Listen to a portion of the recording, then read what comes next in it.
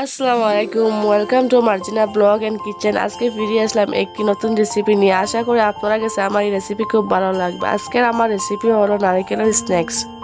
খুবই সহজভাবে আমি তৈরি করে দেখাবো নারকেলের স্ন্যাক্স। তো চলো স্টার্ট করি স্ন্যাক্স বানানো। তার জন্য আমি এখানে 1 কাপ ময়দা নিয়ে নিলাম, 1 চিমটি লবণ দিলাম, 1 চামচ চিনি দিলাম, আধা কাপ ভাজা নারকেল দিলাম। আমি জোর করে ভেজে নিয়েছি।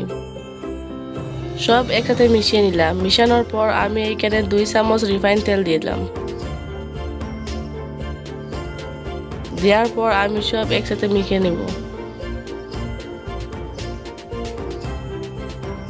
মেখানোর পর আমি অল্প অল্প জল দিয়ে একটু শক্ত ডো বানিয়ে নেব।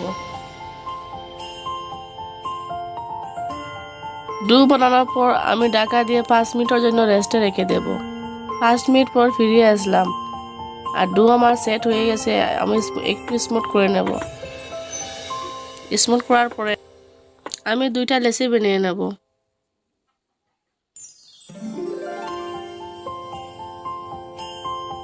একটু লেচি সরিয়ে দিয়ে তারপরে সামান্য ময়দা দিয়ে আমি একটি রুটি বানিয়ে নেব। একটি বড় সাইজের রুটি বানিয়ে নেব। তো আমি এখানে একটি বড় সাইজের রুটি বানিয়ে নিয়েছি আর সেটার জন্য আমি একটা পাত্র নিয়েছি। আপনারা চাইলে গ্লাস বাটি দিয়ে আপনারা এই শেপটা দিয়ে দেবেন। বন্ধুরা, আমার ভিডিওটি ভালো লাগলে প্লিজ লাইক, শেয়ার এবং সাবস্ক্রাইব করে নেবেন। পাশে থাকা বেল আইকনটাকে প্রেস করে নেবেন আমার নতুন নতুন ভিডিও নোটিফিকেশন পাওয়ার জন্য। শেপ দেওয়ার পরে আমি ঠিক এইভাবে সব সাইডগুলো উঠিয়ে নেব।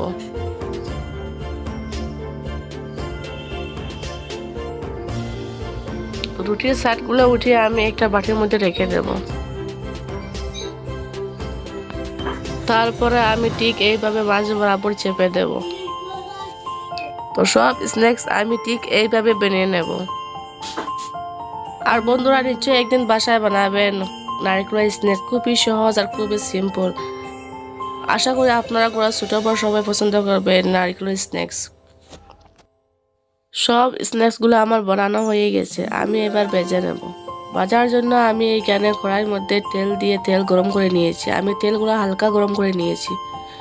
তারপরে আমি ঠিক এইভাবে সব স্ন্যাক্সগুলো দিয়ে দেব। নিচের পাঁচটা ব্রাউন কালার হওয়ার পর ঠিক এইভাবে আমি উল্টে দেব। আর গ্যাসের ফ্লেম আমি লো রাখি ভেজে নেব সব স্ন্যাক্সগুলো।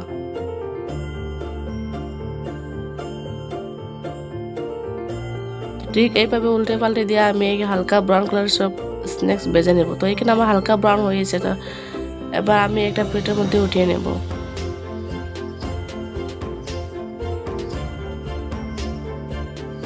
তো ঠিক এইভাবে আমি সব স্ন্যাক্সগুলো ভেজে নেব। তো বন্ধুরা, প্লিজ আমার চ্যানেলটাকে সাবস্ক্রাইব করে নেবেন। আর ধন্যবাদ আমার ভিডিও দেখার জন্য। ফিরে আসবো একটি নতুন রেসিপি নিয়ে। আল্লাহ হাফিজ।